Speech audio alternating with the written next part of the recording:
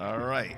Today's Level Up segment. Once again, brothers and sisters, if you have any questions regarding self-development, marriage, dealing with family, or any questions regarding building yourself up and growing within this truth, you can send it to IUIC.NewJersey@IsraelUnite.org, or you can send your question in the comment section. Once again, you have any questions concerning self-development, leveling up, marriage, dealing with children, personal development, or any questions concerning growth, you can email us at IUIC.NewJersey@IsraelUnite.org, or you can send your question to the comment section and we'll address it next week.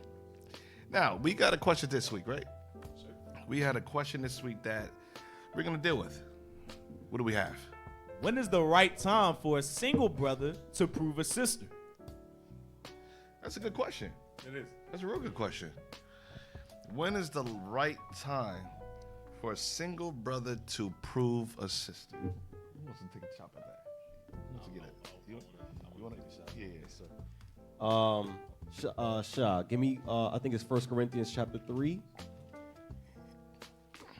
That's my perspective on that. Where it says, having in a readiness to avenge all disobedience. I want that scripture. 10. 10? Corinthians 10. 1 Corinthians chapter 10. 2 Corinthians chapter 10 and verse 6. And having in No, I want the verse before that. Verse 5. Casting down imaginations and every high thing that exalted itself against the knowledge of God, and bringing into captivity every thought. Read from verse 4. Verse 4. For the weapons of our warfare are not carnal. So being in the shoe, we understand we're at war.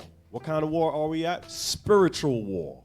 So in our coming into the truth, we first have to learn how to fight a good fight within ourselves. Fight the battles, our personal battles, overcome our issues within first. We have to have a good standing with our own fight within first. Read. But mighty through God to the pulling down of strongholds, casting down imaginations, and every high thing that exalted itself against the knowledge of God. So imaginations and thoughts is going into what occurs in your mind. When you read Mark chapter 7 and 21, Christ told us for evils come from within. All these evil things that we deal with that plague us as a people, it starts in the mind. And in order to get to the stage of proving first, you first need to be able to identify your own problems and be able to solve them first. Because you getting into the proving process, you're talking to a sister and your objective is to eventually marry that sister. And in order to marry that sister, you got to understand that she comes with problems too. And if you have not been trained on dealing with your own problems, you can't begin to start to deal with her problems. Come on. And bringing into captivity every thought to the obedience of Christ. So you and your mind have to be in subject to Christ. You got to have a good record of keeping the commandments, a good consistency of keeping the commandments, fighting the evil spirits that are within you. Read. Verse 6, and having in a readiness to revenge all disobedience when your obedience is fulfilled. Now when you fulfill your righteousness and you learn how to fast, examine yourself, overcome the spirits that you're dealing with. Now through that proven process, you're going to be able to help that sister, guide her along the same way and prep her for marriage. Because proven process is not about talking about roses and tulips and all this nonsense. It's about prepping the mind for marriage. It's about creating the right platform for marriage. So I think that's the best outlook to have before stepping into the process of proving. Yeah. Hey, let me get 2 Corinthians chapter 13, verse 5. 2 Corinthians chapter 13 and verse 5. Examine yourselves, whether ye be in the faith. One of the first step, like Officer Jello was making reference to, is before you can prove somebody, you have to know yourself. Examining yourself doesn't happen overnight. You come in 6 months in the truth or even a year and you say, you know what? I'm ready to prove. I've been attending IUIC, keeping the high holy days, as well as I'm enrolled in Men of Valor. I'm a soldier of rank. I think I'm ready. Self-examination is not something that happens within a 6-month time period or even a year. There's things about you that you don't find out later on in life until you're presented to in terms of a certain scenario that brings certain issues, demons, or issues that you have in you that you never knew you had. It's in you, but you was never placed in a situation for it to come out of you, or you haven't really interacted like that. Some of you are quiet, you're antisocial, you're bashful, and you're thinking that that's being in the spirit. No, that's called hiding in the real demons that's right within you, and some of those be the worst people. Read that again. Examine yourselves, whether ye be in the faith. Examine yourself whether you be in the faith. Be honest. We have the 300 program for brothers to get themselves right, learn how to deal with finance, learn how to deal with manhood, learn how to deal with budgeting. Everything that requires everything that are the different requirements of what it means or what it entails to be a man. We also have a ladies in waiting program for sisters so that they could learn what it entails to be a woman, a godly woman, to be a mother, to be a wife. Marriage is not as simple as people think. You're taking two people with traumatic experience, with traumatic history, with some people grew up without a father. Some people grew up without a mother. Some people were in the system. Imagine bringing people with that type of history into a relationship and putting them together. That's a recipe of self-destruction. He ain't lying. Sisters come in, they have lesbianistic attributes. They were involved in a lifestyle. Some brothers come in, they were involved in homosexual lifestyle as well. Brothers were pimps. Some sisters were even prostituting themselves or was fast, promiscuous. If you take a sister that was promiscuous or a brother that was a pimp or had a lot of sexual partners and you bring them together, you think those urges and them temptations just go away overnight? No, they have to purge those spirits out of them. They have to purge that thought process out of them. They have to get rid of that sin, get some type of temperance, self-control, and discipline before they can marry, because those sins and those urges and thoughts are going to rise up eventually in the marriage and they're going to step out. Is that it on that? Prove your own selves. Know ye not your own selves? Come on. How that Jesus Christ is in you, except ye be reprobates? Officer Reuben, you had something you want to bring out? Yes, sir. Come on. Give me that. Sorry. Give me Hebrews 13:17. Because what the officer and what captain said is very true. You got to examine yourself. Do you have your finances right? Is your spirit right with the Lord first and foremost? The sister too. Read that. Hebrews chapter 13 and verse 17. Obey them that have the rule over you. So that obeying goes into taking counsel. Some of you come before the leadership. I'm ready to prove. I'm ready. And the leadership say, no, you're not ready yet. Because why? There are men that are set over you that's going to go and bring a report to the leadership. I think he's ready, or I don't think he's ready yet, but this is what I see in him. Don't rush the process. Read on. And submit yourselves, for they watch for your souls. The leadership, the deacons, the captains, the bishops, we watch for your souls. These are spiritual men set up by the Lord. That's why it's very, very important. The first thing you do, always take counsel. If they set somebody over you, take counsel concerning it. Read on. As they that must give account, that they may do it with joy and not with grief. Right. We want to bring your name up to leadership and say, this brother, he's a diligent brother. He's a good brother. He takes counsel. He takes heed to what we say. We don't want to, this brother doesn't listen. He doesn't self-examine. He doesn't read his 4 chapters. He's not getting his life right. He doesn't have a job. He refused to leave his mom. We don't want to give those kind of reports. That's why it's very important to self-examine yourself. Are you ready for a wife? Are you ready to bring forth children and establish a nation in Christ? Read on.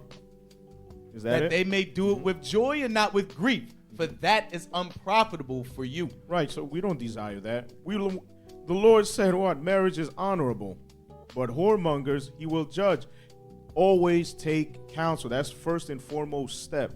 Reach out to men. I like that. When you said always take counsel and go into the leadership. People think that we care about everybody's lives and we want to have control over people. The scripture's talking about not being lords over the God's flock. We're not trying to be lords and control everybody's life. What we're trying to do is protect you from you. Protect you from your bad decisions. I'll say a good percentage Because I don't want sisters to say, oh, no, that's not true. But what I will say is, like Officer John, I know you want to chime in on this. Call us cock blockers, Cap. Oh, they call it cock blockers? That's a word? A good percentage, I would say, and sisters, we love you. And we're trying to sincerely protect you. A good percentage, I'll say the vast majority of women make very bad decisions. Yep. How do we know that? Look at Future. Future has, I don't know how many baby mothers. Nick Cannon, how many baby mothers that he has? Young boy, fly boy, young NBA young boy. How many baby mothers? And you would think women, and then he would do the same thing. What do? They sleep with them. They drop their seed in them, leave them pregnant by themselves. Christian Rock, the same thing. Blueface said it on an interview the other day with Club Shay Shay saying that, oh, you know, with my exes, I still have sex with them whenever I want to. Yeah, she's my woman too. They outrightly say it that they don't really care. Chris Brown, how many baby mothers do they have? But the same sisters keep on falling for the same men because a lot of you women, I just don't pick right. We had a protection over, we had a system set up to protect our women. You went from your father's house, and from your father was the one that chose the husband because he knows that some of you women don't pick properly, you don't pick right, and you look at the man, his beauty. Get me that Sriracha tonight. Don't look at a man for his beauty. Look at the beauty of a man. And he said, wow, look at him. He could pop block. Look at Chris Brown. See you roll it. Damn. The man. You listen to Chris Brown, my man pop blocking over there. He said, wow, look at his dance moves. Wow, his jeans are baggy. Look at his feet. He got game. He wooed you. He wowed you. He talked you out of your panties. Put on a little R. Kelly. And next to know, they're singing a single mom song and you crying by yourself saying niggas ain't SH. No, you open your legs up. That means if the nigga ain't SH, then you ain't SH too because you open your legs to catch fleas. If they said men are dogs, then you must be a BI. What is a female dog? Because you opening your legs to a dog. So the best thing and the safety measures that we put in place is, sister, come to the leadership because what we're going to do as father figures is we're going to examine that man. We're going to examine his life. We're going to look at the godly attributes of him, his characteristics. We're going to examine his life from a family perspective. How was his upbringing concerning his father and his mother? How is his interaction with brothers in the body? Does he have a job? What are some of the things that he deals with? Because we don't trust brothers unless we know them. We have to know what are some of the things that he deals with psychologically, mentally, spiritually, some of the temptations that he's tempted with, some of the sins that he struggles with. We have to know all these things, and we say, if you're interested in him, okay, that's fine, but at least give us enough time to build that brother up, to nurture him with the scriptures so that we could present him as a chaste virgin, meaning that he's spiritually and morally ready, a man of integrity, so that he could take you on as a wife, that you can have a successful marriage. You got that? Yes, sir. Sirach, chapter 9, verse 5. Gaze not on a maid, that thou fall not by those things. You got the one for man. Sirach chapter 11. Come on, my man. You're supposed to know that. Sirach chapter 11 and verse 2. Come on. Commend not a man for his beauty. Command not a man for what? For his beauty. Don't look at a man and say, damn, that brother looks good. He's handsome. He's attractive. Look at that lineup with that beard.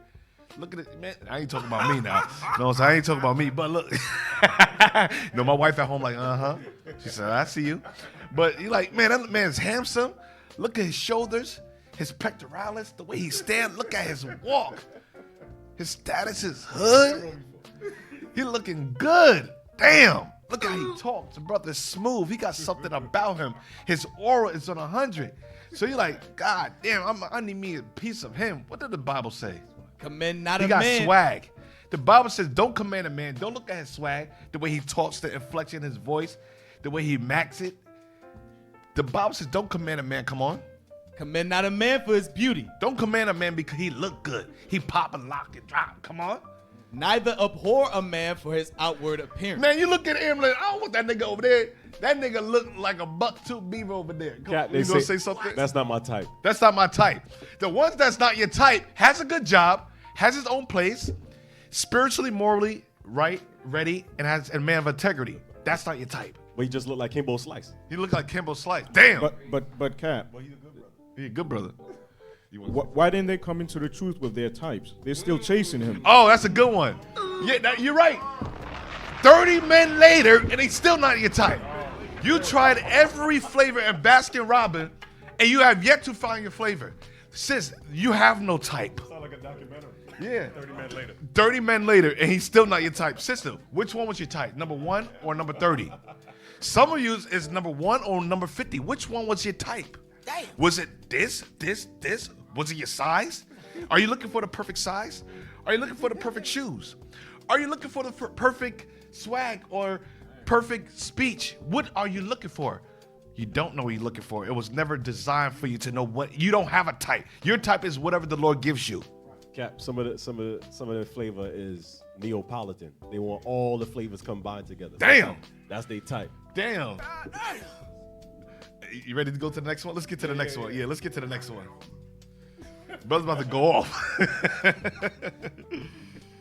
Come on. Next question. Also, should proving a sister only be done inside the body? Mr. Phineas? Yes. Give me Let's go to the next Amos 3:3. one. Amos, chapter 3. You know it's going to get deep once you put the glasses on. You put the glasses down like, oh, come on. Amos chapter 3, verse 3. Can two walk together except they be agreed? So you have to have one mind. Because anybody in the world, they have their own conception on how a relationship is supposed to be. And you following what God says a true relationship is supposed to be. So now, how would it work? So it only going to go by what? You know how many times people say in the world, I thought he was a good brother. I thought she was a good sister. It's because that each one of you have your own belief of how a relationship is supposed to be. That's the reason why you must have the same mind, same belief, same understanding. That way, now all of you go and follow the same blueprint that you believe in, which is the Bible. If you're in the truth, you cannot. As a matter of fact, give me 1 Corinthians 7, the last verse. The last verse, right? And then we're going to move on out of here, right? To the next topic. Yes, sir. 739. Yeah, 739. Yes. 1 Corinthians chapter 7 and verse 39. Right. I like this one. So, verse 40, excuse me. But 39. Verse 39, yes, sir. The wife is bound by the law as long as her husband liveth. Uh-huh. But if her husband be dead, If her husband be dead, she is at liberty to be married to whom she will. so now at liberty to marry to whom she will. We already know the process to marriage. There's proving. So the topic is proving. Only in the Lord. Only where? Only in the Lord. So if you're a believer of the Bible, the commandment, you're a commandment keeper, so you must marry somebody in the Lord, somebody that believe, that have the same faith, same belief as you. So that was my take on that. All right, next video. All praises. Y'all all right. Next video. Tyrese. No, next video. Stop. Stop. I Next want video. a wife. All right. Thank you. Play.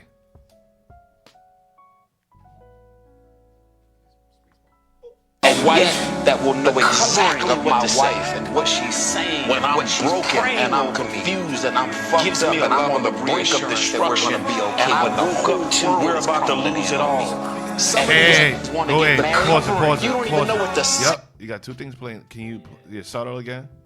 Let's get it right, IT. It's okay. We're going to be patient with you today. Woosa. All right, play.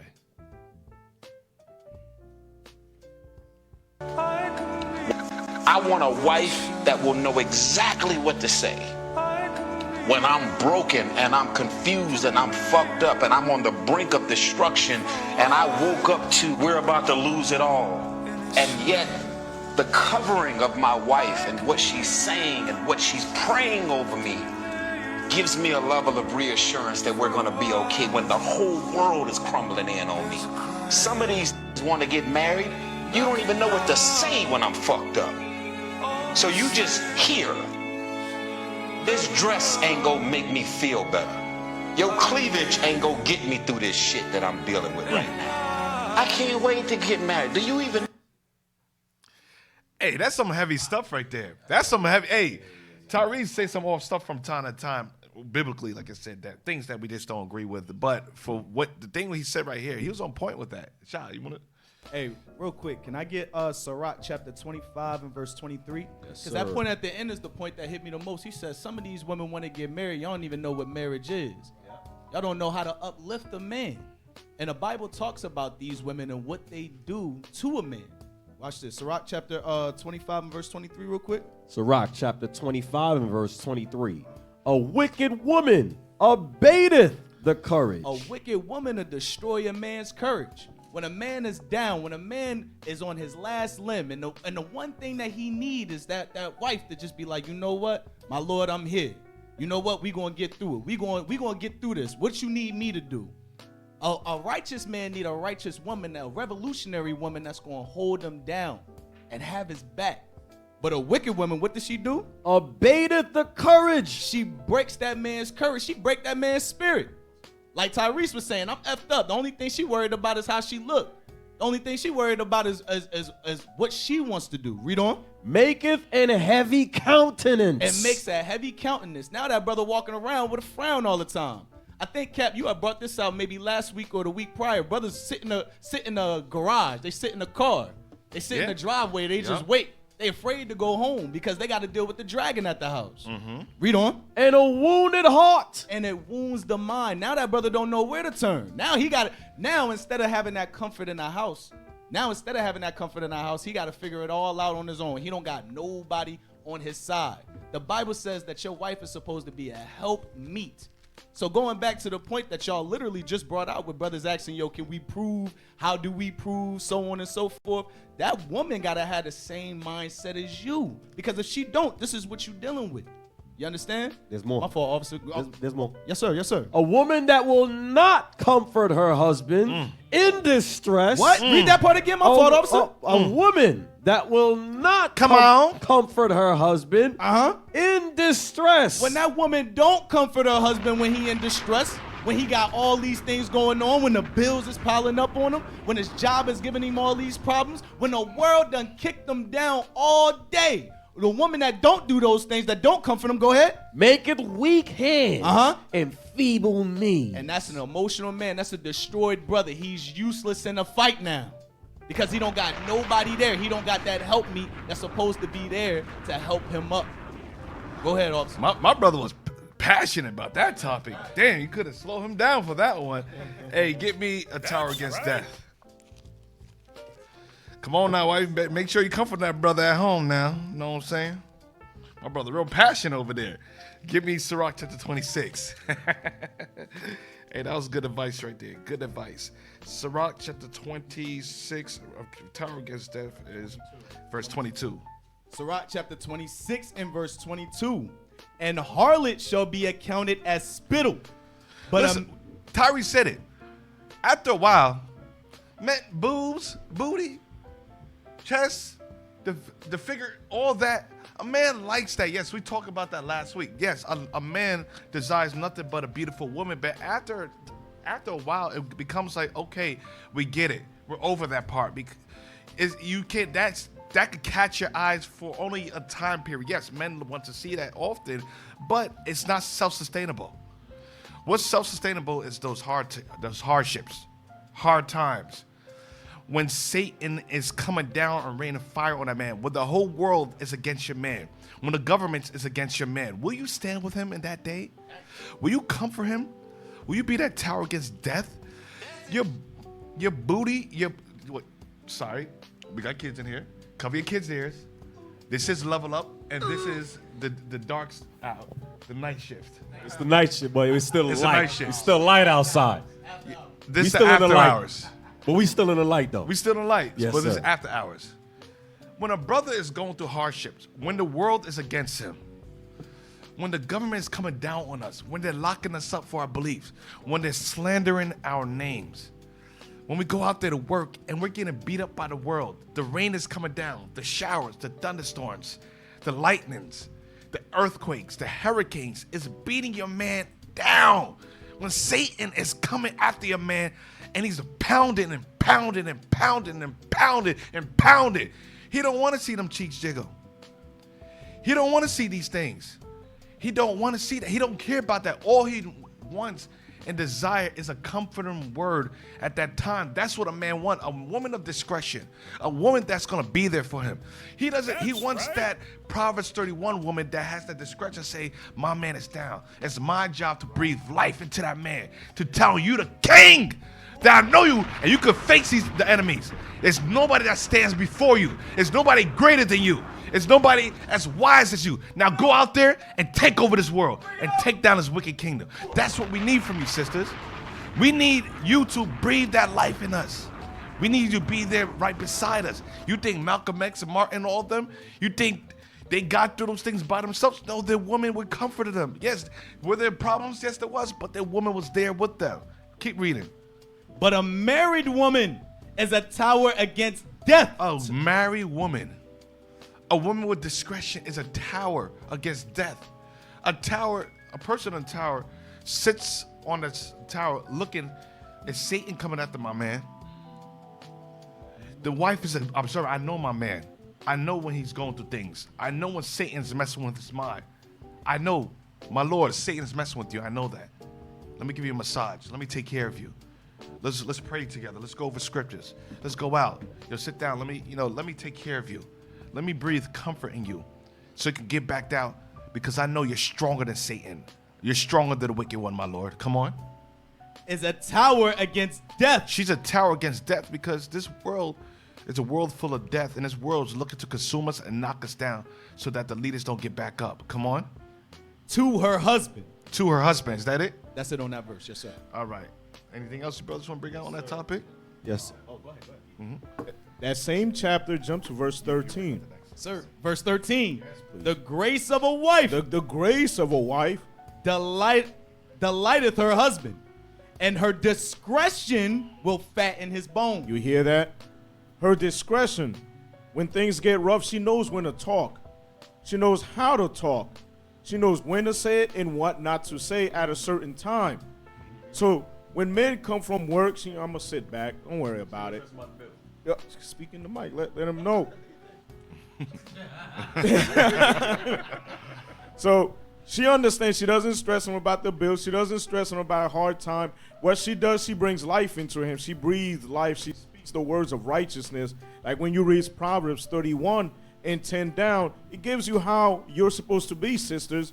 Like our foremother, Anna. When Toby couldn't work no more, she said, I'm going to work from now on. Don't worry, I got your back. And she made sure it happened. You understand? That's the kind of sisters we're looking for. Revolutionary sisters. We're here to take back the kingdom. All right? All right. So that's the last topic for Level Up.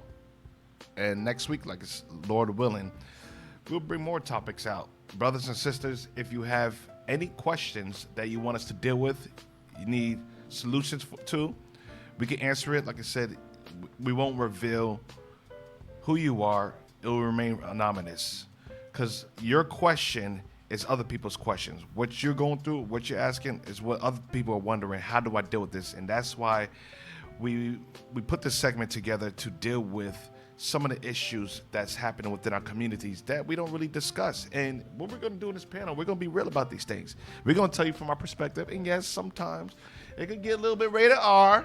So sometimes, cover your kids' ears. But you can reach out to us if you want us to answer those questions at iuic.newjersey@israelunite.org. iuic.newjersey@israelunite.org. If you have something during the week, write it. If you have a question right now you want us to deal with next week, post it on the comment section and we'll deal with it. Across the earth, the prophets move. From city streets to distant lands, the message is the same. Israel must rise. Through every quest, every journey, the truth spreads. No border can contain it. No distance can silence it. Our nation lives in every moment. In joy, we celebrate marriages. In sorrow, we honor our dead. On the Sabbath, we gather as one. Families rejoicing together, bound by the commandments of God. Yet are we tried. From the stones in Kenya to the hatred in Montana, we endure as a soldier of the Lord. And still, the mission expands. On the airwaves, on the screens, in every nation under heaven, Israel's voice is heard. We build our communities. We raise our children in royalty. We restore what was broken. We clean what was defiled. We show the world who we are.